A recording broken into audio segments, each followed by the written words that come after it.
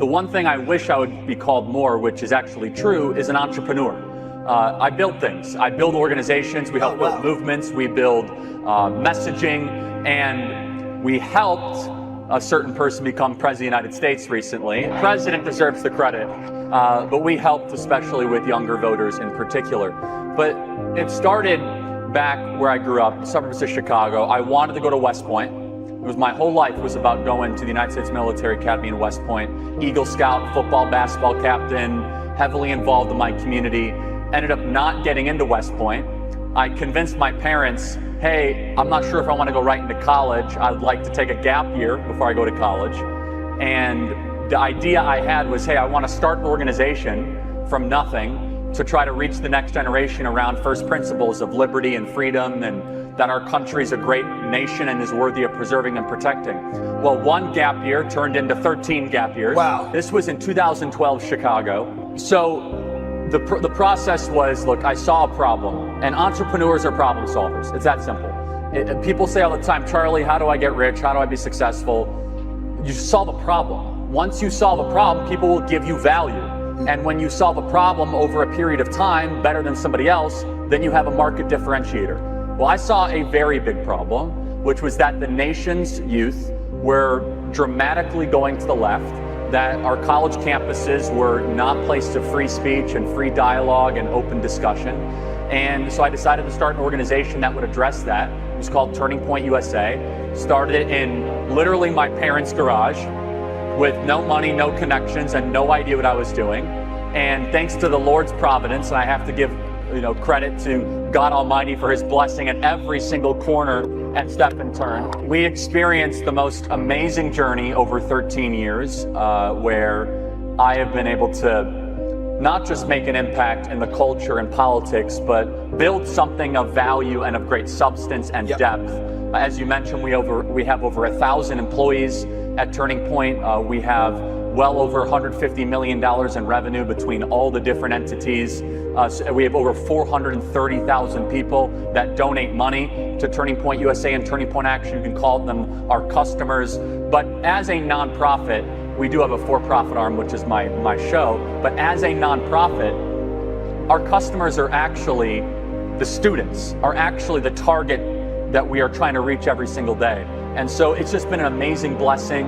And as an entrepreneur, I'm always looking at new problems to try to solve and new ways that we could try to bring an innovative, passionate approach to try to make America a better and stronger country.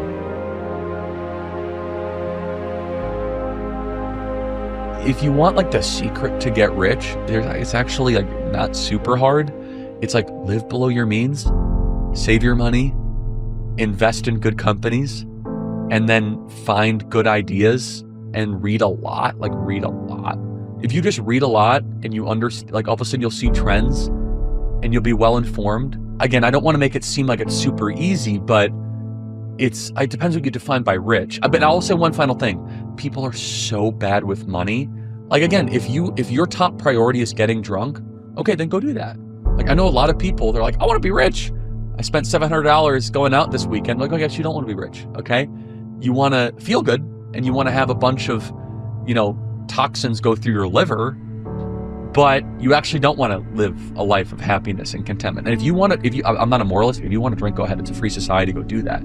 But then don't all of a sudden complain to me that you're not materially wealthy. Now, like you have to sacrifice everything to want to become actually rich, unless you're born into it. Like no nights, few weekends. I traveled 3,000 days over a decade. I'm a million miler in American, Delta, United. I'm in all 50 states multiple times.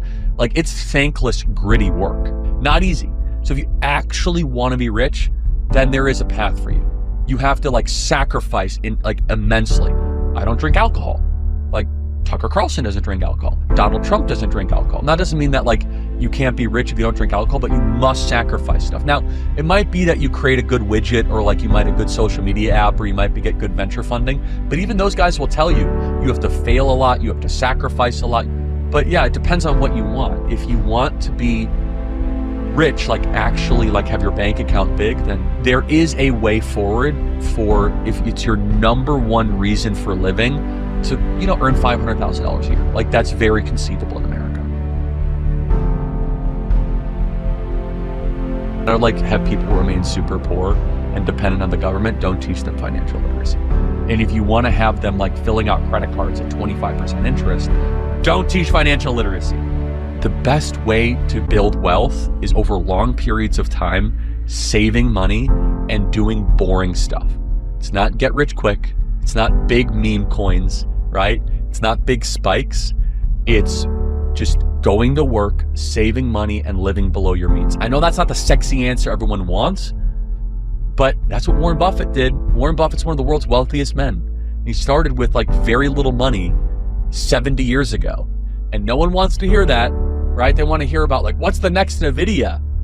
Okay, I don't know, but I can tell you that in 40 years, if you put $100 a week into a moderately managed, wealth account, you're going to be great. $100 a week, man. I can't afford that. Okay, well, let's talk about it. How much money do you make? Oh, I make $91,000. You can afford $100 a week. How many young kids right now that are 17 can tell you the difference between credit and debit? They can't. It's one of the things I like about Trump's upcoming big, beautiful bill is that every new baby born in America will get a $1,000 loan from the federal government I don't know if you guys know about this, but in a investment account that they can't touch. They're 18, invested in the Dow Jones Industrial Average that they'll be able to monitor throughout the 18 years. It can be grown by philanthropists, family members, grandparents. So they'll actually be able to see their wealth increase. So they're stakeholders. So if we have 2 kids, if we have another kid, that kid will immediately have a investment account that's only a one-way drop box. You can't access this money until you're 18.